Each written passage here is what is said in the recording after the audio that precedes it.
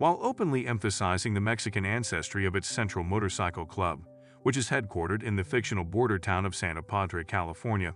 The Sons of Anarchy spinoff has shamelessly traded on similar themes of devotion, loyalty, machismo, and tragedy over the course of 4 seasons. Additionally, there is continued confrontation with the Sons and shady dealings with the drug cartels as its last season progresses. These cold-hearted guys have a shot for emotional healing and atonement. Nevertheless, in light of all the murder and criminality, is there still time for love? Even so, they deserve it. The Lobos Cartel Cookhouse is raided by Santa Padre at the beginning of episode 3, and he steals their supplies and kidnaps the man who knows how to make them. Cut to Emily and her son making a quick trip to a tiny grocery store. Miguel doesn't trust her, therefore she and Cristobal are always escorted by a nanny and a bodyguard. When both of her watches are bringing her various goods, Emily considers leaving, but the bodyguard returns before she can get to the door. Easy informs Elio, the drug creator, that he works for him back at the Mayan stronghold. Easy tells that if he wants to reconnect with his family, he must begin producing drugs for the Mayans. Easy enlists bottles to assist Elio in producing the drugs. When looking through some old photographs at the Reyes residence, Philip discovers a collection of letters from Miguel's mother and a picture of Miguel as a young kid that remarkably resembles Miguel's son. Philip takes a car to Miguel's home, where he is showing his kid how to change a bike tire. Philip only intended to give Miguel the package of letters in the photo, but Miguel is not pleased to see him. Peace is offered by Philip, who claims that all he wants is for Miguel to learn more about him and his family. If Philip returns, Miguel says he'll bury him in the hills. Philip departs, but he leaves Miguel with the letters in the picture, and Miguel later looks through them. The Deputy Attorney General Patricia Devlin arrests Lincoln Potter.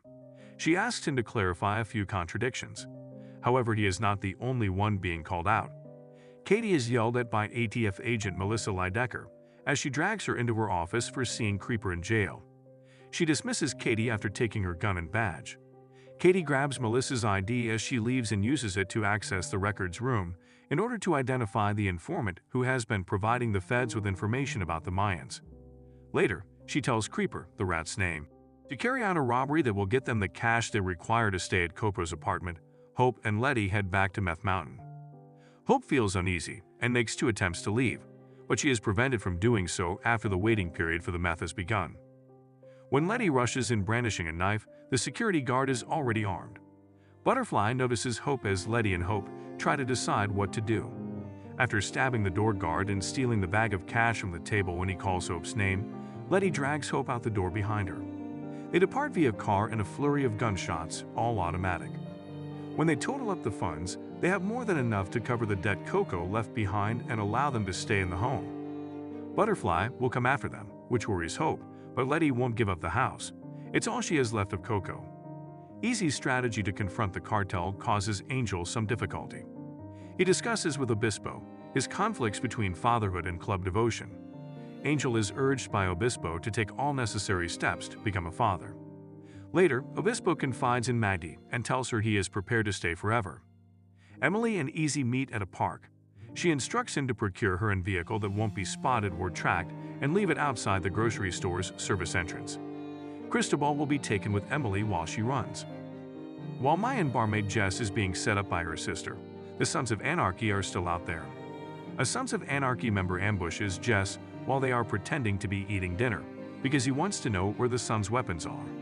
He cautions Jess that she is unaware of Proctor's potential. A kilo of the drugs Elio manufactured for Cole is taken by Easy and Angel. Easy claims that's only an example of what they could produce, and that the Mayans can maximize profits by removing Cole's risk of smuggling drugs across the border. Easy wants the Mayans to regain authority over the prisons in exchange.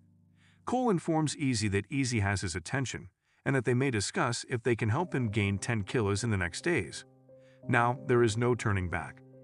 Creeper informs Hank over the phone that there is a rat in the Mayans before the episode comes to a close.